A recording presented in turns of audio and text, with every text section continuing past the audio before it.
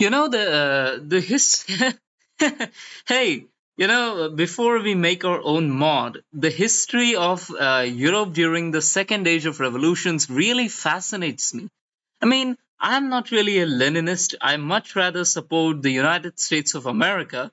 But even then, it is really interesting. European history is quite interesting. No, it's not. I mean, it's not interesting. It's religious. For me, communism is like a religion. I like it. And all of you Americans, you're imperialist capitalists.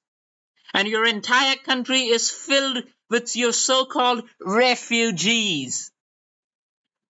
More like imperialist pigs who got their lands seized by the red revolutions everywhere.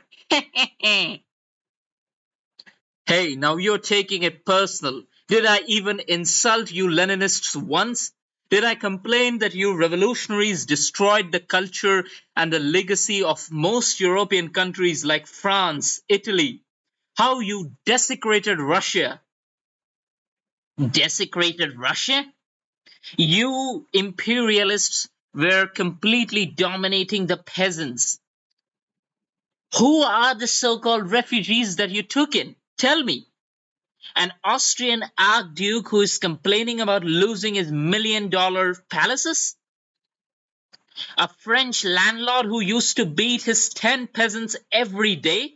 A Sicilian mafioso who is head over heels for losing his drug empire in the 1940s?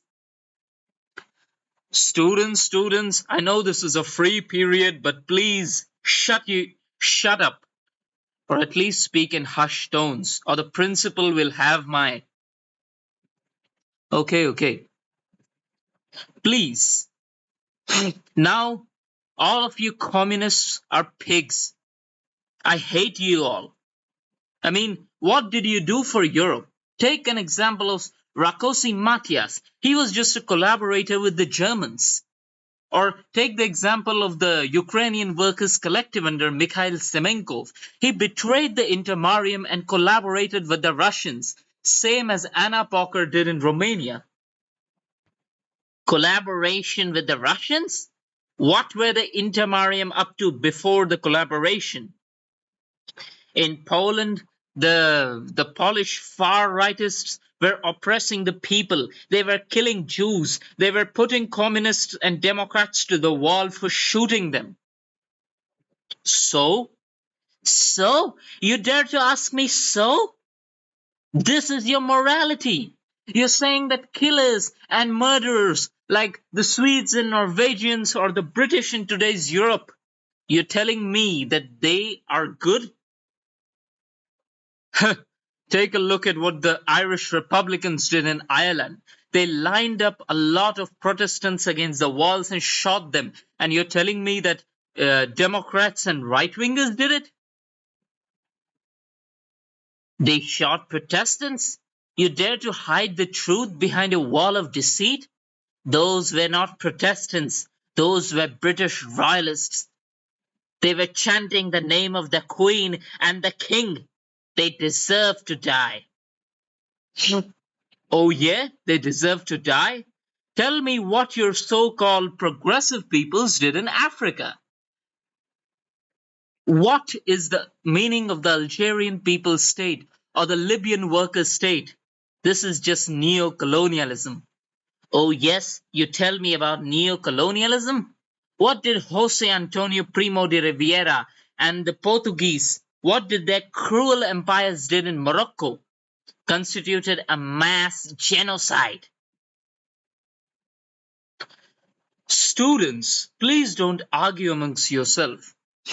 Europe is one thing, but what I have often noticed is that there are many regimes that come somewhere in the middle. They support neither the socialist revolutionaries nor the Americans. The biggest example is, of course, the Empire of Japan under Kumazawa Hiromichi and his shogunate. But there are also other examples, like Wang Jingwei's neutralist, non-aligned China in the 1940s. Or even the Pakistanis, who claim to support America but actually don't. Meanwhile, India is completely surrounded and completely divided. Shripad Amridange supports the Third International and the Iranian revolutionaries, who have completely dominated the Middle East. But the Madras Republic is extremely pro USA. Meanwhile, Japan has instituted brutal colonial regimes, the most brutal of them being Hideki Tojo's Indo-Chinese government. The Dutch continue their colonial policies in East Indies. Meanwhile, Malaya and the Sublime Republic of Nociemera, they claim to be pro-American but once again are quite non-aligned. Australia, Australia and New Zealand are clearly pro-American. The Eurasian Collective is a funny nation led by Kedrick Doer. He wants to unite Eurasia, but at the moment all he has under his control is his warlord state in West Papua. Only future will tell what happens to him.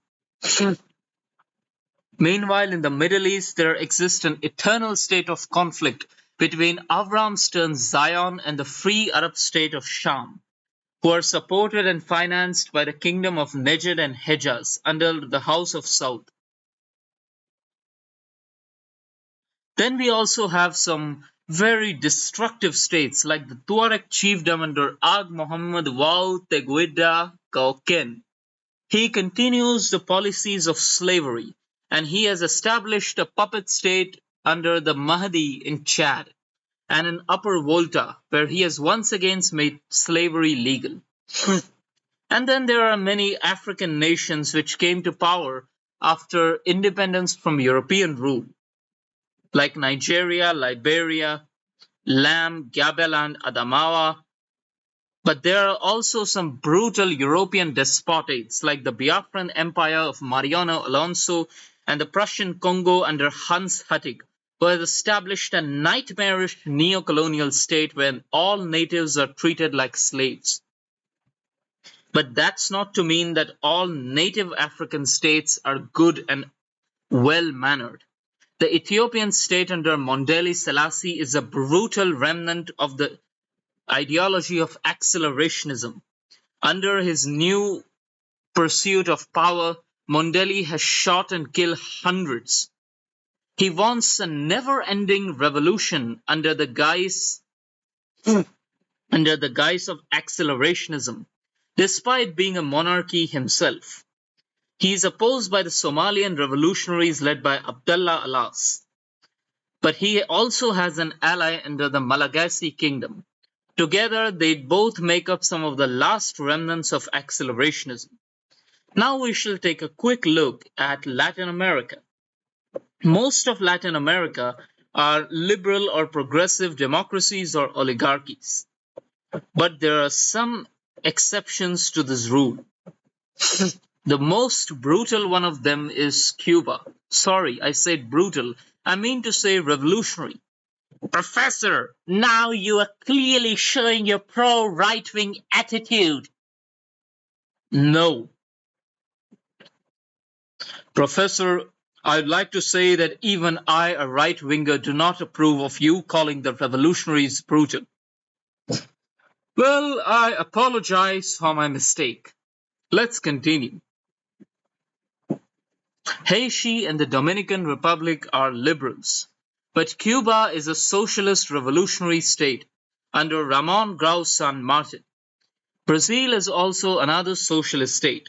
Under the socialists, Brazil has seen a period of economic miracle, economic progress never seen before through state planning and central governance. But all is not fun and games. The cooperatives have completely undone the past culture of Brazilian land ownership. Land ownership? You mean neo-slavery? This professor doesn't deserve to teach. Get him out of the class! Get out! Get out!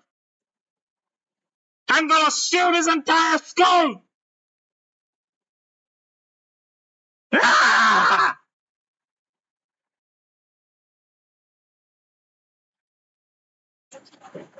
The principal has decided that further political discussions about 1940s geopolitics are completely banned. The professor has been kicked for his clearly pro right wing stance, and the leftist students have also been given a detention. The Democrats are only allowed now. Ha! You put a bunch of youngsters and tell them to have an honest political discussion, and they give me this. But how can I expect it of the youngsters when even the professor is like this? From now on, all of you will only focus on your studies. Forget the Red Front, forget the Entente, forget the Damawan Pact, and forget the United Kuomintang. Focus on your English, your math. History is banned. History will only be a subject paper now. The class is closed.